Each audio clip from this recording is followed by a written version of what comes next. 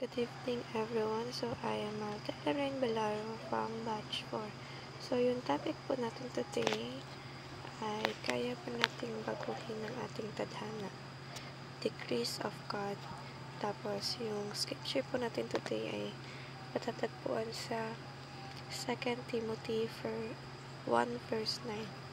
So basahin ko lang po muna yung meaning po ng decrees of God.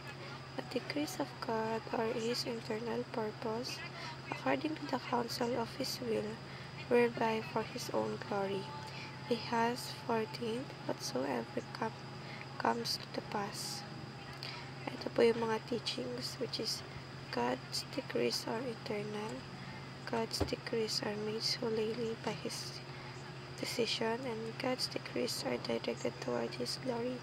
So, ipinapaintindi po sa atin ng Panginoon na lahat po ng desisyon na ginagawa niya sa buhay natin ay para sa ikabubuti natin, dahil ang Panginoon ay hindi gumagawa ng isang bagay na alam niya ang kanyang mga anak ay maapektuhan o masasaktan niya, dahil walang kahit sino man po ang perpekto sa mundo kundi ang tamang Panginoong Jesus lang natin.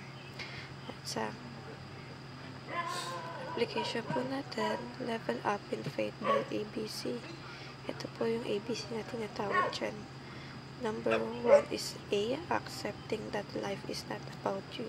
So, we should always be mindful in everything, lalo na sa mga nasa paligid natin, dahil hindi naman lahat ng bagay ay tungkol sa atin at sa buhay natin.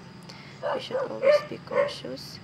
And of course, maging concerned tayo sa ibang tao, dahil ang gusto ng Panginoon ay tayo ay mapagmahal at mapagpatawad na tao. Number 2 is B, believing that God is good, wise, and sovereign in all His decisions. So, ang Panginoon po ay mabuti at hindi siya matamot, at siya ay mapagbigay sa lahat ng Panginoon. Dahil saan na kahit ano pa pong hingin natin sa Kanya ay hindi niya ipagtatamot. Subalit, syempre, lahat ng bagay ay may mga outcome. So, Panginoon po, hindi po ibig sabihin na hinihingi natin sa Kanya ay ibibigay niya lang niya po ng agaran, dahil lahat ng bagay ay may proseso, at ang proseso na po na iyon ay alam ng Panginoon kung ito ba ay mapapabuti sa atin o ikasasama natin. So, yung mga bagay po na hindi natin nakukuha o hindi natin nakakamit pag wish natin, it is because pinaprotektahan tayo ng Panginoon sa mga bagay na possible na mangyaring ikasama natin. And number 3 is committing all your life to glorify God in all situations at all times.